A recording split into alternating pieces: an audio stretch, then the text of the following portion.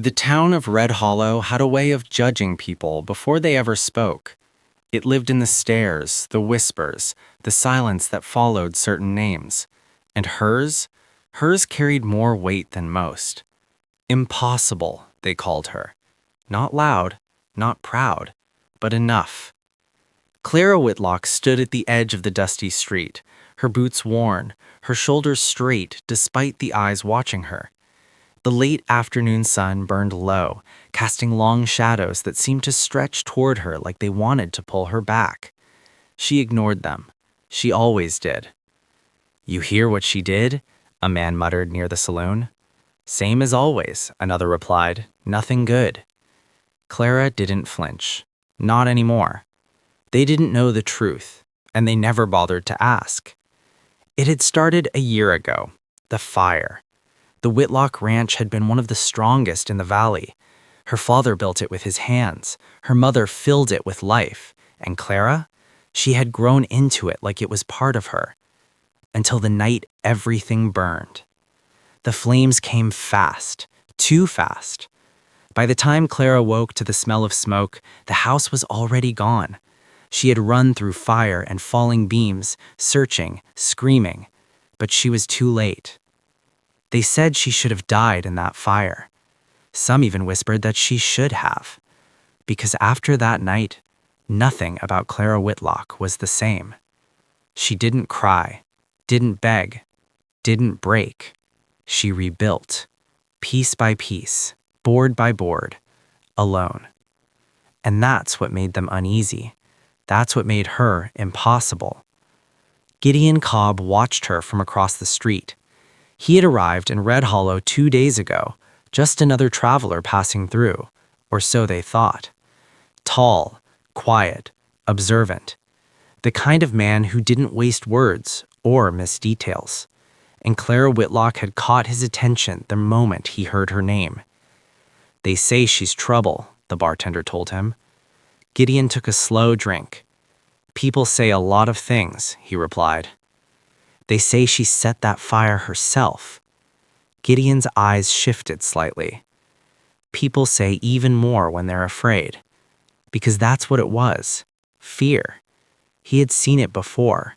In towns that didn't like change. In people who couldn't understand strength unless it looked like their own.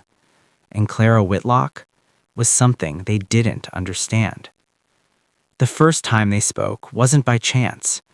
Clara was repairing a fence just outside town, the sun high and unforgiving. Sweat traced lines through the dust on her skin, but her hands never slowed. "You missed a spot," Gideon said calmly. "I didn't ask for help." "He didn't need to," he replied. That made her pause, just for a second. She turned, her eyes sharp, measuring him. "You always this bold with strangers?" "Only the interesting ones." Silence stretched between them. Not uncomfortable, just steady. "Gideon Cobb," he said. She studied him a moment longer. Then, "Clara Whitlock." "I know." That didn't surprise her. Nothing did anymore. "What do you want?" she asked. "To understand," he said simply. She almost laughed. "Then you came to the wrong place." But Gideon shook his head. "No," he said. "I came to the only place that matters." That was the first crack. Small, but real. Over the next few days, he stayed. Not in her way, not in her space. Just there. Watching, listening, learning. And slowly the pieces began to fall into place. The fire wasn't an accident. Gideon saw it in the way Clara moved, always aware, always ready. In the way she kept her tools sharp, in the way she never turned her back to the road. That wasn't grief. That was survival. "They're going to come back," he said one evening, standing beside her as the sun dipped below the horizon. Clara didn't ask who. She already knew. "They always do," she said quietly. That night, the wind changed. Gideon felt it before he heard anything. A shift in the air, a warning. Then came the riders. 5 of them, moving fast, confident. Clara was already outside when Gideon stepped onto the porch, gun in hand, eyes steady. "You knew." "I suspected," he replied. The riders slowed as they approached. One of them smiled. "Miss us?" he called. Clara didn't answer, but Gideon stepped forward. "Not your fight," Clara said. "Seems like it is now," he replied. The tension snapped. The first shot came from the riders, the second from Gideon. Chaos followed. Dust, gunfire, movement. Gideon moved like a man who'd done this before, because he had. 2 men dropped before they even reached the fence. Clara took down another. The last 2 hesitated. That was their mistake. Moments later, it was over. Silence returned. Heavy. Final. Clara lowered her gun slowly. "You didn't have to do that," she said. Gideon looked at her. "Yes, I did," he replied. She frowned slightly. "Why?" He stepped closer. "Because they didn't call you impossible for surviving," he said quietly. "They called you impossible because you didn't break." The words hit harder than any bullet. For the first time in a long time, Clara didn't have an answer. Days passed. The town changed, slowly, carefully. The whispers didn't stop, but they softened, because now they had seen. They had seen Clara Whitlock stand her ground, and they had seen Gideon Cobb stand beside her, and that changed everything. One evening, as the sky burned gold and red, Clara stood by the fence once more. Gideon joined her. "You leaving?" she asked. "Eventually." She nodded. "That's what men like you do." "And what about women like you?" She smiled faintly. "We stay," she said. Silence again. Then, "You don't have to be alone." She looked at him, really looked at him.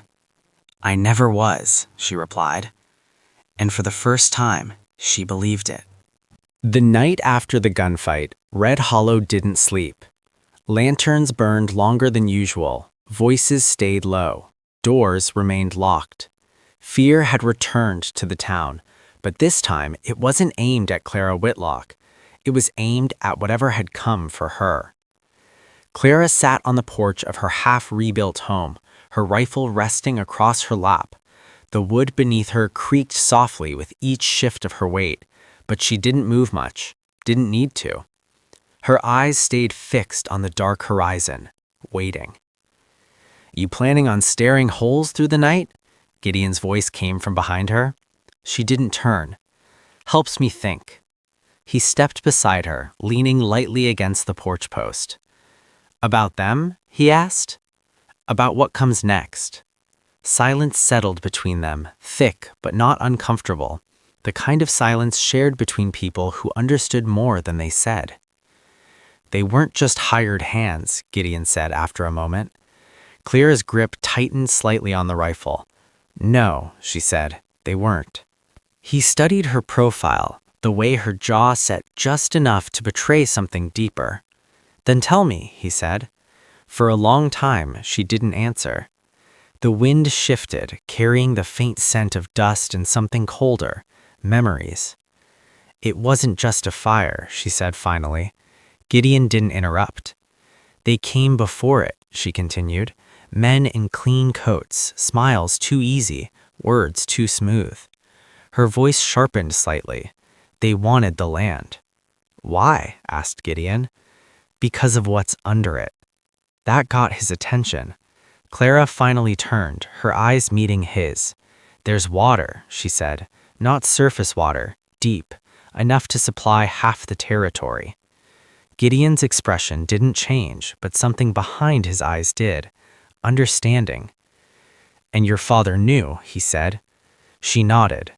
"He refused to sell." Gideon exhaled slowly. "And they decided to make it look like an accident." Clara looked back out into the darkness. "They thought I'd die in that fire." "But you didn't." "No," she said quietly. I didn't. The weight of that truth hung heavy in the air. They've been waiting, she added, watching, hoping I'd leave or break. Gideon's voice dropped slightly. And when you didn't, they sent men to finish it. Clara didn't respond. She didn't need to. Who are they? He asked. This time, she hesitated, not out of fear, but because saying it out loud made it real. A man named Harlan Voss, she said. Gideon's eyes narrowed slightly. That name he knew. Land Baron, he said, controls half the rail lines west of here. And he wants the rest, Clara replied. A faint tension pulled at Gideon's shoulders. Then those riders, he began, were just the beginning. The wind picked up again, rattling the loose boards of the unfinished house. Gideon pushed himself off the post. You should leave, he said. Clara let out a quiet breath. There it is. He looked at her. This isn't a fight you win by standing still. And running makes me what? She shot back. Safe? It makes you alive. She stood now, stepping closer. I've been alive. That's not enough anymore. Her voice didn't rise. It didn't need to. They burned my home, she continued. They killed my family.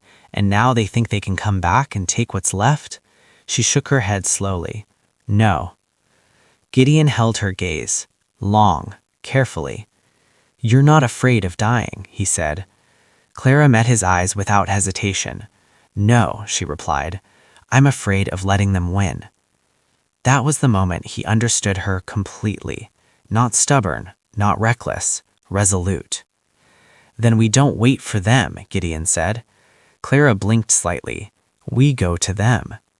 The idea settled between them like a spark waiting for fuel. You're serious, she said. I don't like being hunted, he replied, and I don't like men who think they can take what isn't theirs. A faint, almost dangerous smile touched Clara's lips. Good, she said, because neither do I. They left before dawn. The town watched. Of course it did.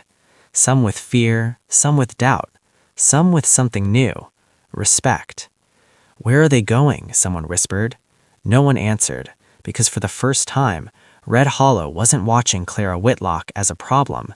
They were watching her as something else, a storm. The trail led east, toward land controlled by Harlan Voss. The journey was quiet, not empty, but focused. You've done this before, Clara said as they rode. Gideon didn't look at her. Yes. Hunting men like him? A pause. Stopping them, he said. That told her enough.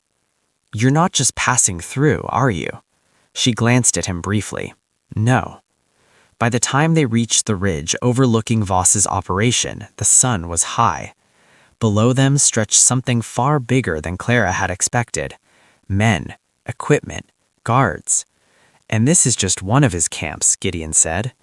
Clara's jaw tightened. So we burn it down, she said. Gideon shook his head slightly. No, he said. We do something worse. She looked at him. We take it from him. The plan formed quickly, precise, focused, and dangerous. But Clara didn't hesitate, because this wasn't about revenge anymore. It was about taking back what was hers. As the sun began to set, they moved, two figures against an empire, and for the first time since the fire, Clara Whitlock wasn't just surviving, she was fighting back.